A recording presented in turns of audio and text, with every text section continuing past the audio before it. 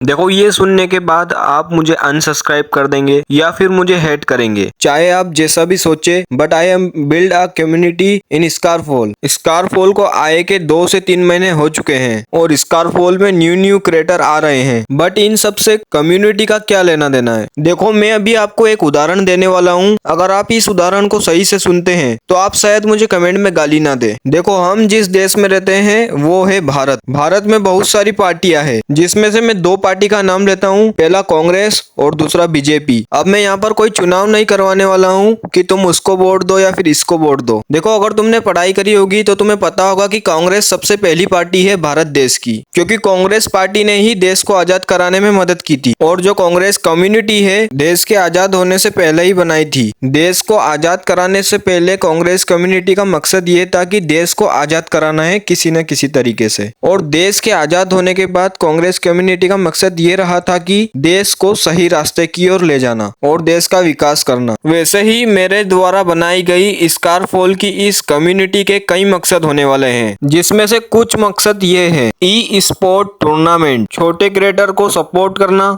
Hackers के खिलाफ आवाज उठाना, स्कारफोल को बाकी गेम से ऊपर लेके जाना, और भी कई सारे मकसद होने वाले हैं जो कि ऑडियंस और क्रिएटर के मुताबिक ऐड किए जाएंगे। अब मेरा सवाल ये है कि आप में से इस कम्युनिटी में कौन कौन आना चाहते हो। मुझे जहां तक लग रहा है स्कारफोल में इस कम्युनिटी के अलावा भी और कम्युनिटी बनने वाली है, पर लिख के ले लो, सबसे मजबूत कम्युनिटी यही होने वाली है। कॉमेंट सेक्शन खुला हुआ है, अपनी राय कॉमेंट करो। अभी नहीं जागोगे इंडिया के लिए तो कभी नहीं जागोगे। और कॉमेंट में ये भी बताना कि हमें इस कम्युनिटी का नाम क्या रखना चाहिए।